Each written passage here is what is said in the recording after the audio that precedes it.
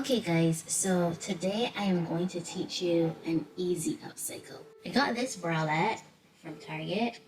This is how the front is, and the back is a racer back. And I am going to make a few of these out of t-shirts because this is so nice to me and I wear it all the time, and I needed more and I was throwing out these shirts anyways. I did do a practice round with this shirt. This was a red cotton t-shirt that I had, and I made this out of it. So stay tuned and I'll show you guys how to make one yourself.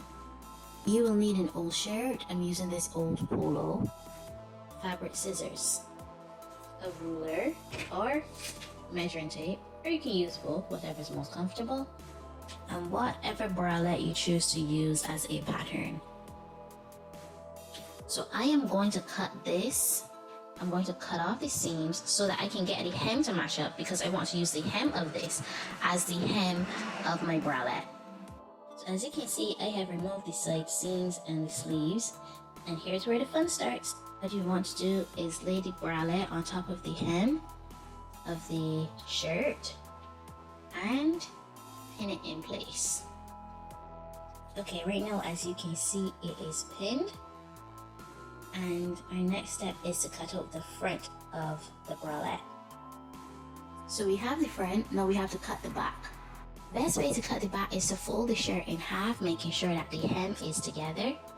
So this cut is going to be a little trickier, but what you should do is you should pin it like this, making sure that this is half on the edge there, and make sure to pin it into place well. What I do is I flip it over and cut along here as the side seam and go up, and then it's pretty easy to cut along the top. So as you can see, I cut along here, and now I can bring it back over and cut here. For the straps, I measured it in a fold from here to the side seam, and I got 11.5. So double that, since it's folded, would be 23. So we need a 23-inch strap for this, and then at the front, we also have a binding at the front, which would be this piece here that finishes the edge of the bralette. Best way to measure something like this is putting it straight against the ruler without pulling it, because if you pull it, the measurement might be off. So just laying it on the ruler like this. And as you can see, where I would like to end it, which is here, is 9.5 inches. So as you can see, I've cut a few 1-inch strips from the shirt, and the next step is to put everything together. None of the strips from the actual shirt were long enough to be 23-inch ones, so I did have to join some strips. But the one for the front neckline is perfect. So I have a thread that kind of matches the shirt that I'm making this out of, so this is what I'm going to use. Usually you would wind the bobbin in the same exact color, but I'm being lazy today, so I have a bobbin in green, which is definitely not close enough, but this is what I'm going to use. The first thing we want to do is join these strips, and we will stitch them with a zigzag stitch. Now we will join the side seams with a zigzag stitch as well. You can do this on an overlock machine, but I don't know how many people have an overlock machine, so I decided to show the straight stitch version. If you have a domestic, brother, or Singer machine, most of them come with a straight stitch, and a zigzag stitch at least. So that's what I'm going to use for this demonstration. And there is what the finished stitch looks like. Now we have to attach the binding strips to finish the top and do the straps. This is going to be pretty easy binding. You want to turn the top to the right side. Make sure that the strip is also on the right side and fold it in half. Okay? So you have it folded in half. You take one corner of the front top and you pin it.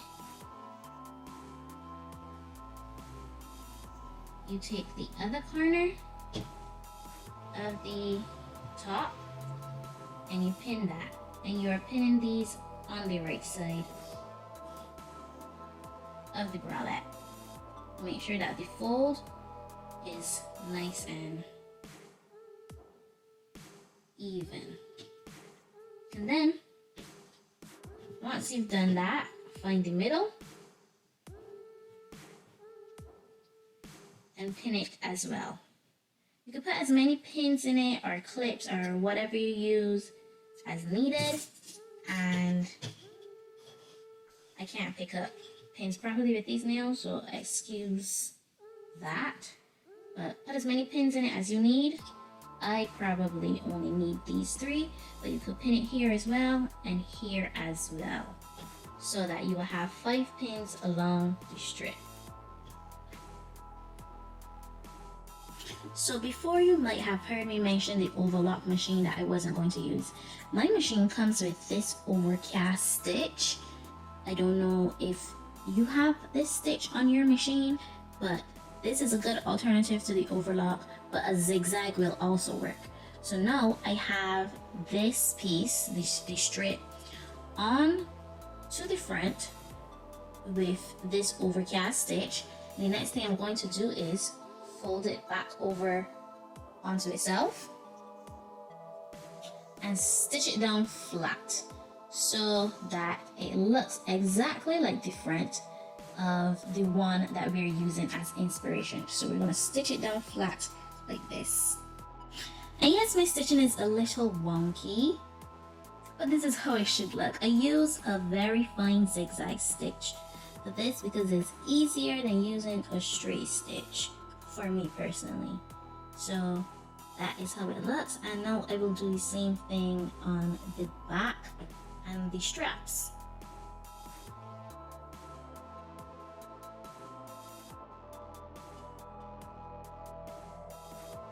So now your masterpiece is almost finished. Here it is. It looks a bit messy right now. I double checked the length of these straps to make sure they were still right, because sometimes they can stretch out.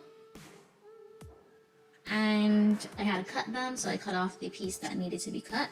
And now the last step would be to join the strap to the back. Okay, so make sure that the strap is straight from the front, straight through. Pin it right sides facing to the back. And do that for both straps. So you have both straps like this, and you can either use the zigzag or the overcast stitch across here to attach the strap. So this is what it looks like when it's finished. Here's the back. It looks really weird holding it up like this, but let me try it on for you. And here you have it. We have a nice bralette in a new color. Let me show you guys the back. This is the back. And I really love it. I hope this tutorial was useful to you. Let me know down below if you like this, if you'd like to see another tutorial from me. And thanks for watching.